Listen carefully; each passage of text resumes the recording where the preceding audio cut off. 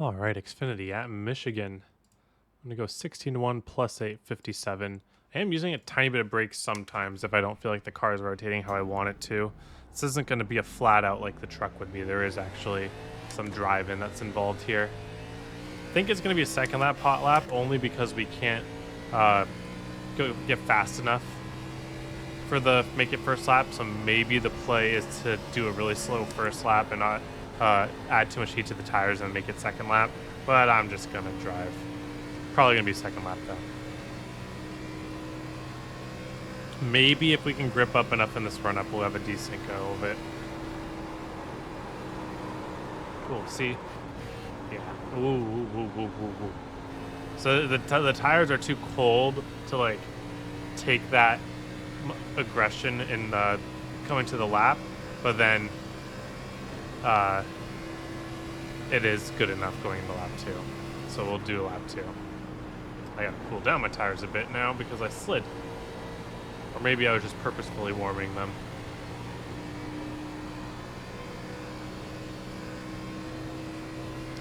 I don't really need the rear tires to do that though.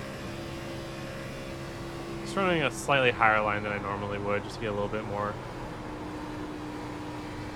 Don't want to go too high, there's not as much grip up there.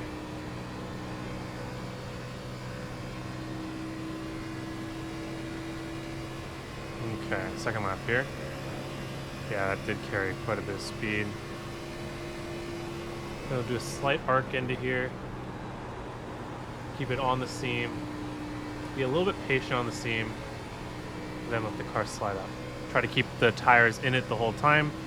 Felt like I was washing up quite a bit there. Just because I was really trying not to get the tires to disconnect and slide in any way. Keep it hooked up the whole way. Same thing here. A little bit of an arc, a little brake tap to get it to rotate. Right on the seam. And then keep those tires hooked up.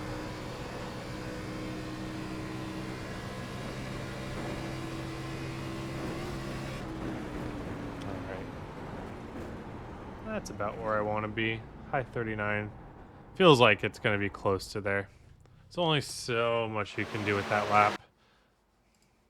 I'm sure that there's more, but it's going to be in the ballpark. So, going into turn 1 here.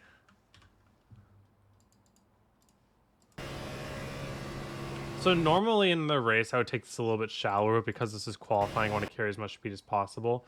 So I do want to kind of arc it in. Notice how I'm like staying. I get my car turning before I'm off the gas. Smoothish off the gas, a little brake tap to get it to settle and rotate. And then just, I'm basically paying attention to my car in the moment and seeing how much throttle I can give it before I start sliding my rear tires, because sliding rear tires is just not productive in any way.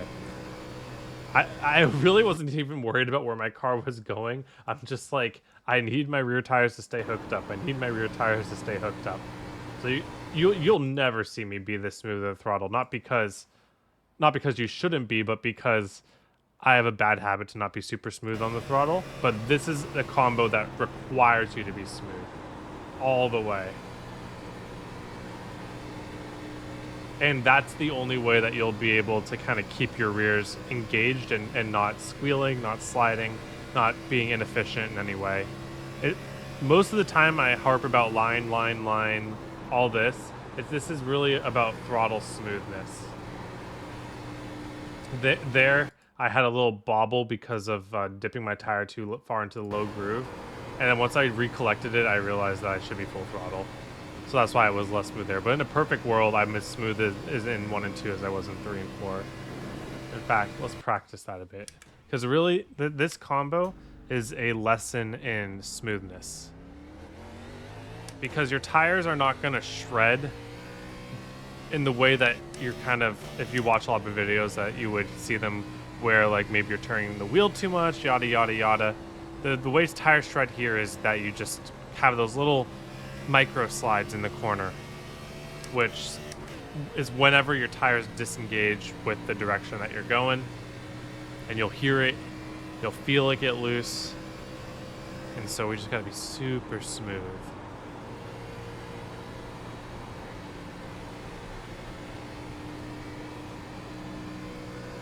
And that is something that I'm not. So it's taken every ounce of focus. I'm really thinking a lot more about my foot in these laps than I hardly ever do. Smooth off the gas. Maybe a little brake. Maybe you don't need that. Just smooth back. See the speed that we can carry if I'm not having any sort of slides. It feels like, wait, I need to get back on the gas quicker and quicker and quicker.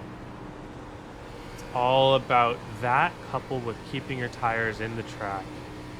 And you can use your wheel to help guide it. But it really all begins in that throttle pedal.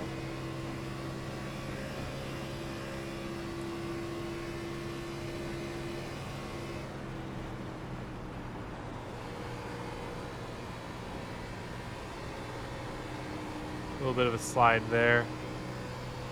Non-ideal corner. Overslowed the entry, which led to me wanting to get aggressive in the middle, which led to me sliding a little. So it's really all about executing, being adaptable to when the tires are changing, and just following that pattern of just smoothness. And if you get a little micro slide and you're like, I did everything right before, but it's not working, it's probably your tire's natural level of grip is just going down over the course of a long run. And you just have to back out a little earlier. Maybe be a little bit smoother off the throttle.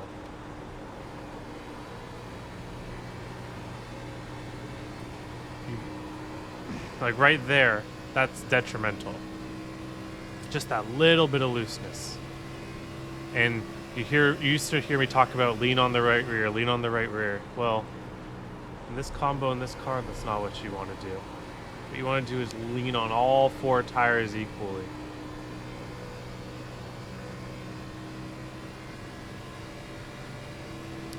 It's a trend in a lot of cars. I would say a lot of the newer cars, this Xfinity car, this is a lot of the times you can lean on that right rear, but here's not the place.